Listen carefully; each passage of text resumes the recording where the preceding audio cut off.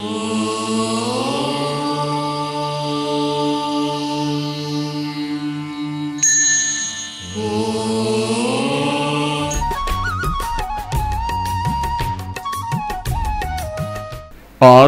वाङ्मय में कहा गया है,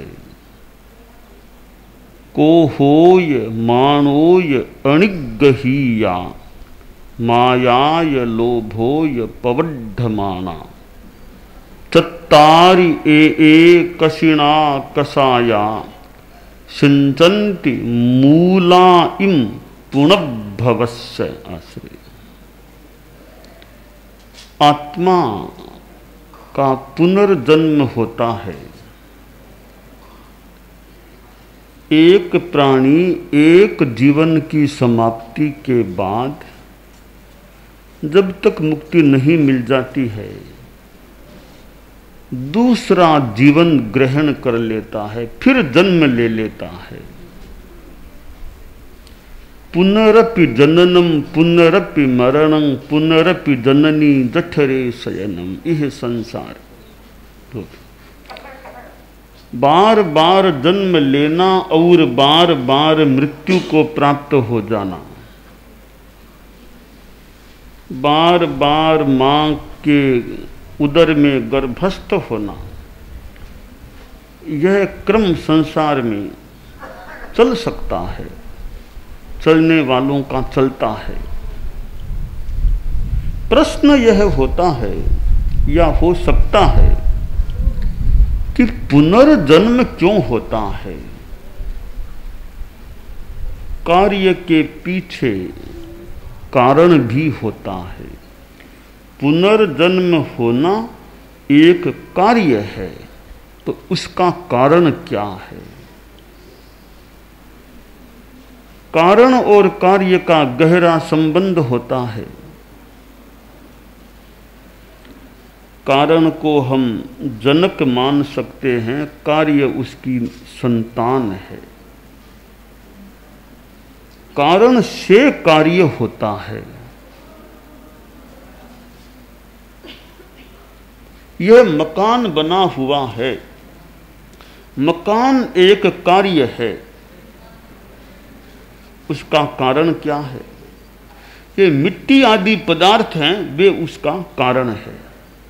एक घड़ा है तो घड़ा एक कार्य है, मिट्टी उसका कारण है, उपादान कारण है, मूल कारण है। एक घड़ा बनाने में जो मिट्टी को उस रूप में ढालने में साधन काम में लिए जाते हैं, वे निमित्त कारण है।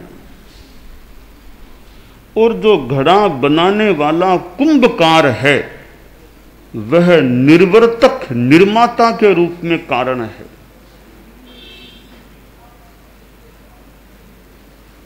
तो घड़ा जो एक निष्पत्ति हुई है, कार्य हुआ है, उसकी पृष्ठभूमि में कारण है और वह मूल कारण ही मानो कार्य के रूप में परिणत हो गया है। पुनर्जन्म एक कार्य है, उसका कारण है कसाय।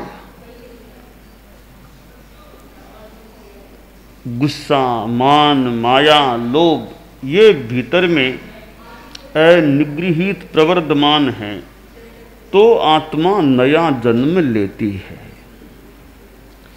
अगर ये थोड़े से तीव्र हो तो 8वां गुणस्थान 9वां गुणस्थान ये तीव्र नहीं है, तो वहां पुनर्जन्म की स्थिति नहीं हो सकती। सैद्धांतिक बात है कि यह आयुष्य का जो बंध होता है, वह 7वें गुणस्थान के बाद तो आयुष्य का बंध हो ही नहीं सकता। आयु अबंध 7 में आ गए, पिण तीजो गिण ली जोरी आश्रय। 7वें गुणस्थान के बाद शेष 7 गुणस्थान हैं आगे के, उनमें अगली गति के आयुष्य का बंध हो नहीं सकता। तीसरे गुणस्थान में भी आयुष्य का बंध नहीं होता। सातवें गुणस्थान में प्रारंभ नहीं हो सकता, आयुष्य के बंध का समाप्ति हो सकती है। क्यों नहीं? ये ऐसा लगता है कि 8वें, 9वें, 10वें गुणस्थान में तो कसाय बहुत अल्प है, 10वें में तो और भी स्वल्प है, आगे 4 गुणस्थानों में कसाय का उदय है ही नहीं। 11वें में है तो 7 में है, 12वें में तो 7 में भी नहीं कसाय, तो आयुष्य का बंध हो नहीं सकता। तो आगे के आयुष्य के बंध का या पुनर्जन्म का मूल कारण है कसाय, राग, द्वेष, गुस्सा, मान, माया, लोभ। ये कसाय जब नष्ट हो जाएं, भव बीजांकुर जननः रागाद्यः क्षय मुपागता यस्य ब्रह्मा वा विष्णुर्वा हरो जिनो वा नमस्तस्मै। आचार्य हेमचंद्र ने जो महादेव की स्तुति में कहा कि भव के बीज अंकुर हैं राग आदि, ये मूल बीज हैं अगले जन्म के, पुनर्जन्म के। ये जिसके क्षीण हो गए हैं राग आदि दोष, मेरा उसको नमस्कार है। भले उसका नाम ब्रह्मा हो कि विष्णु हो कि शिव हो कि महादेव हो, अरहत हो, कोई नाम हो, राग आदि जिसके क्षीण हो गए हैं उस आत्मा को, उन आत्माओं को या उस आत्मा को मेरा नमस्कार है।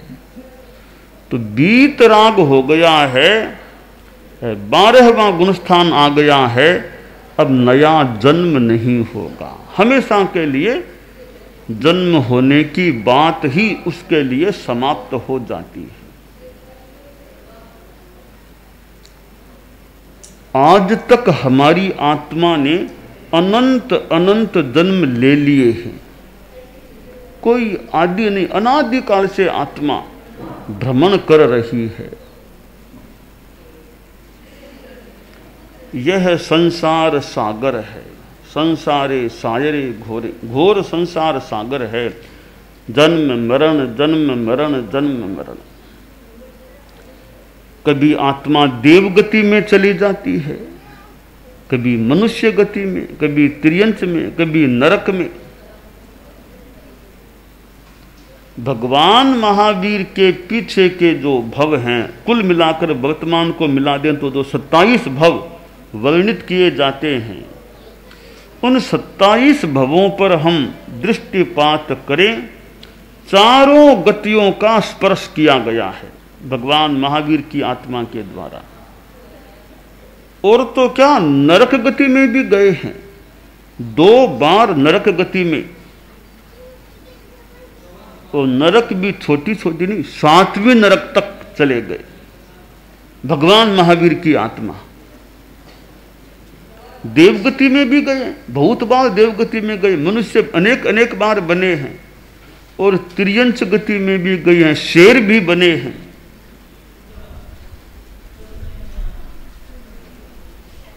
त्रिपृष्ठ के रूप में वासुदेव भी बने हैं, चक्रवर्तित्व भी भोगा है, तीर्थकर्तृत्व भी भोगा है। और वासुदेव बने, यहां तो वासुदेव वासुदेव इतने बड़े आदमी, इतने सत्ताधीश, और त्रिपृष्ठ वासुदेव इतने शक्तिशाली कि राजकुमार थे तो एक शेर को भी हाथ से ही खत्म कर दिया, शस्त्र नहीं, हाथ से ही खत्म कर दिया। हालांकि हिंसा का काम तो हिंसा का ही है।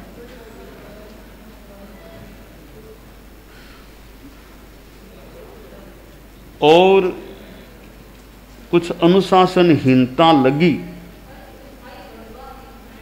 त्रिपृष्ठ वासुदेव ने कहा कि अब यह संगीत का कार्यक्रम चल रहा है, मुझे नींद आ जाए, तो सेवक से कहा यह कार्यक्रम बंद करा देना। वासुदेव को नींद आ गई। सैया पालक जो सेवक था उसने सोचा भी अच्छा रस आ रहा है, क्यों बंद कराऊं, अच्छा गीत आ रहे हैं। बंद नहीं कराया।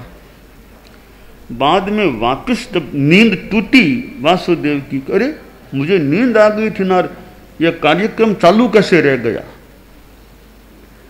कि मालिक अच्छे गीत आ रहे थे इसलिए मैंने बंद नहीं कराया। अच्छा, तुम्हारे कानों को इतना रस आ रहा है गीतों का? अच्छा, इतना रस आता है, लाओ गरम गरम शीशा तैयार करो इसके लिए।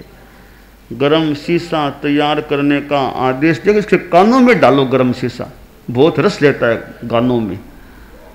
अब कानों में वो गरम शीशा डाला गया और बेचारा सेवक के तो प्राण पखेरु उड़ गए। वासुदेव थे, सत्ता हाथ में थी। सत्ता हाथ में होती है तो आदमी कई बार वो सत्ता का दुरुपयोग अगर कर ले तो दूसरों को कष्ट में भी डाल सकते हैं। सत्ता तो हाथ में है ही, और तो किसकी बोलने की ताकत है? अब चाहे जैसा आदेश दे दे।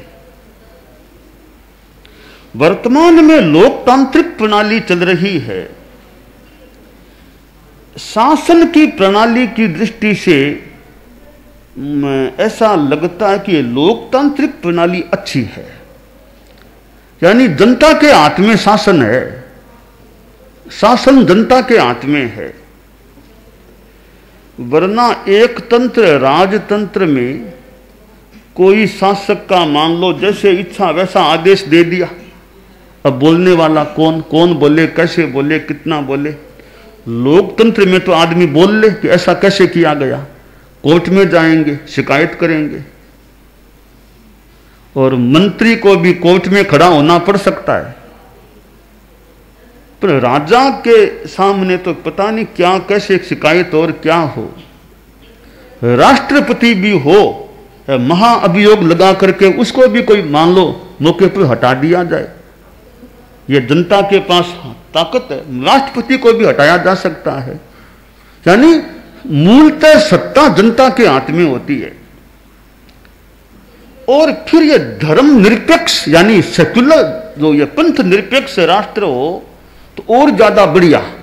वरना एक ही धर्म संप्रदाय का बोलबाला हो तो दूसरों को प्रताड़ित किया जाए, धर्म परिवर्तन के लिए बाध्य किया जाए। लोकतंत्र है, धर्म निरपेक्ष है, पंथ निरपेक्ष है, तो कोई वैसे वो कठिनाई की इतनी बात नहीं रहती। अपनी इच्छानुसार धर्म को मानो पालो, कोई बाध्य नहीं कि तुम्हें वैसा बनना ही पड़ेगा। यानी कुल मिलाकर के ये लोकतांत्रिक प्रणाली है, शासन की दृष्टि से मुझे लगता है कि काफी अच्छी प्रणाली है कि सत्ता जनता के हाथ में रहती है। एक साधारण सा आदमी प्रधानमंत्री पद पर पहुंच सकता है, एक साधारण सा आदमी राष्ट्रपति के पद तक पहुंच जाए। यह सारा लोकतांत्रिक प्रणाली का प्रताप है, प्रभाव है कि साधारण कुल में पैदा हुआ व्यक्ति भी एक शिखर तक पद की दृष्टि से राजनीति में शिखर पर आरूढ़ हो सकता है।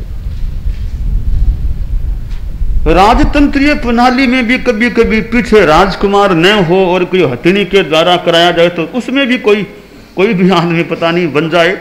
फिर भी मोटा मोटी राजतंत्र में तो वो राजवंश की परंपरा चले तो हर किसी को पद पर आने का मौका भी न मिले। तो यह जो लोकतांत्रिक प्रणाली है वह शासन की दृष्टि से मुझे बहुत अच्छी प्रणाली लगती है। लोकतांत्रिक प्रणाली में चुनाव भी एक बड़ी आधारभूत चीज होती है। लोकसभा का चुनाव सामने आ रहा है, यानी जनता किसको बनाए, जनता के हाथ की बात है ये तो। और जो उम्मीदवार हैं अभी तो एक तरह से कोई आसाधना किसी के न हो, जनता के याचक हैं, वोट हमको देना, वोट हमको देना, वोट हमको देना। मानो याचना करते हैं लोगों से, वोट हमको देना सा, वोट हमको देना। वोट के लिए कितना प्रयास करना पड़ता होगा। तो अभी चुनाव के दिनों में तो बड़े बड़े मंत्री जो हैं या थे, अभी तो जनता के सामने वोट हमको देना, वोट हमारी पार्टी को हमको देना, उनको जिताना, उनको याचना कर रहे हैं। बाद में सरकार बन जाती है, कोई मंत्री बन गया, फिर वो वोट देने वाले मंत्री साहब हमारा काम कराना, मंत्री साहब वो हमारा काम कराना, फिर जनता उनके सामने हाथ जोड़ती है हमारा काम कराना। तो कभी जनता के सामने वो लोग हाथ जोड़ते याचना, फिर जनता उनके सामने हाथ जोड़कर याचना कर लेती है। एक दूसरे का संबंध है। कुल मिलाकर के कि लोकतांत्रिक प्रणाली और लोकतांत्रिक प्रणाली में लोकसभा, लोकसभा में यह लोक की सत्ता, जनता की सत्ता कि सरकार किसकी बने, यह कुल मिला के जनता के हाथ की बात है। जनता के द्वारा जनता पर, जनता के लिए यह शासन किया जाता है। तो वासुदेव त्रिपृष्ठ थे, बड़े शक्तिशाली थे और वासुदेव का आदेश हो गया बेचारे उस सेवक का, तो जब कानों में शीशा गरम गरम करके डाल दिया गया, प्राणांत हो गया।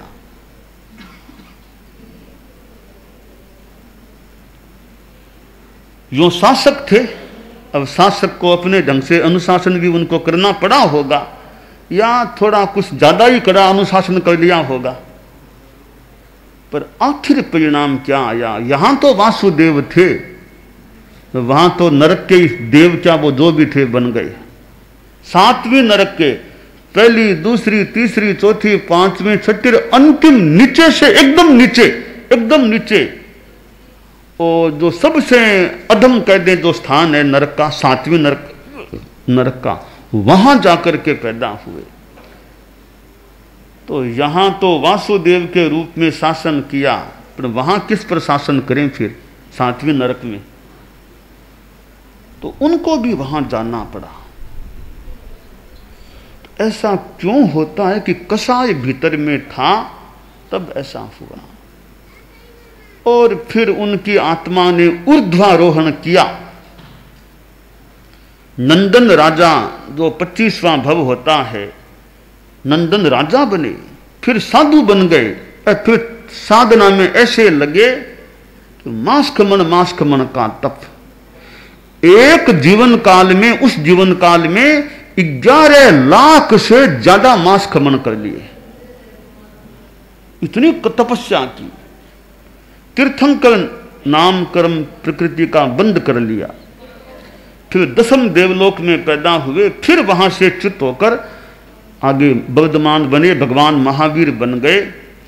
और जब कसाय पूर्णतया नष्ट हो गया, अब आगे जन्म होना बंद हो गया, और परम प्रभु की आत्मा मोक्ष में विराजमान हो गई।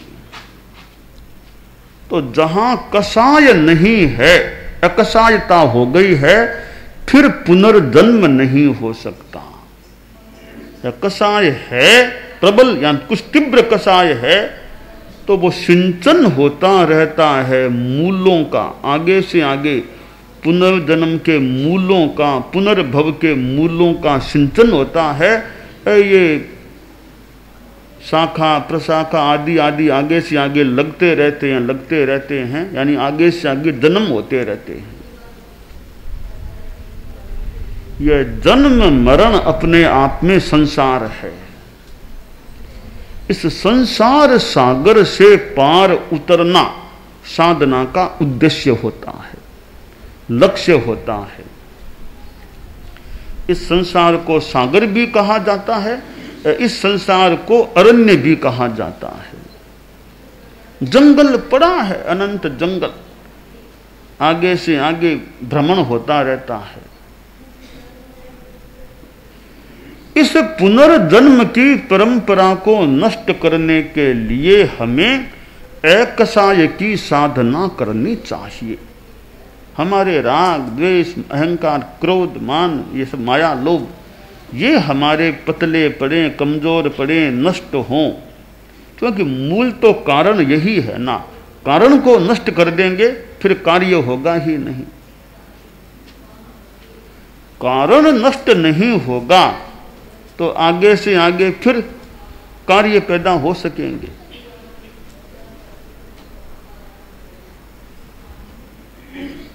अध्यात्म की साधना का उद्देश्य यह रहना चाहिए कि हमारे कसाय कमजोर पड़े और कसाय क्षीण हो।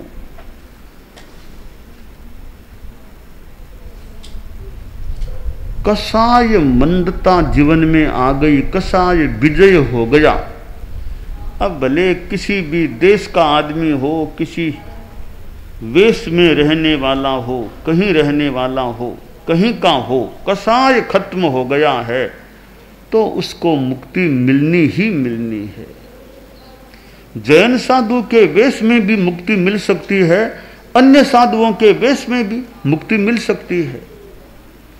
मुक्ति यह नहीं देखती कपड़े कैसे पहने हुए हैं, वो ये नहीं देखती है धोले हैं कि भगवा है, इससे मतलब नहीं मुक्ति का कि कोई कपड़े हो। तुम कसाय विजय करते हो या नहीं यह बताओ। कसाय विजय तुमने कर ली, किसी भी कपड़े में हो, हमें मतलब नहीं, आ जाओ, मुक्ति का द्वार खुला है। ना सांबरत्वे न सितंबरत्वे न तर्कवादे न च तत्ववादे न पक्ष से वाश्रयणे न मुक्ति ही कसाय मुक्ति ही किल मुक्ति रेव। कई दिगंबर बन जाओगे मुक्ति मिल जाएगी, केवल कपड़ा छोड़ने मात्र से मुक्ति नहीं मिलेगी। तो क्या श्वेतांबर बन जाए तो मुक्ति, तो श्वेतांबर बनने मात्र से मुक्ति नहीं मिलेगी। तो मुक्ति कैसे मिले? खूब तर्क वितर्क कर दे। अरे तर्क वितर्क क्यों करते हो? सत्य को पाने के लिए, यथार्थ को पाने के लिए या वितंडावाद करने के लिए तर्क वितर्क फालतू करते हो? फालतू तर्क वितर्क करने से कोई मुक्ति मिल जाएगी? कोई जरूरी आवश्यक नहीं मिलेगी। केवल तर्क वितर्क करने से आखिर मुक्ति मिलेगी कसाय मुक्ति से। कसाय से मुक्त हो जाओगे पूर्णतया तो ये परम मुक्ति प्राप्त हो जाएगी। तो पुनर्जन्म से छुटकारा पाने के लिए हमें कसाय विजय की साधना करनी चाहिए।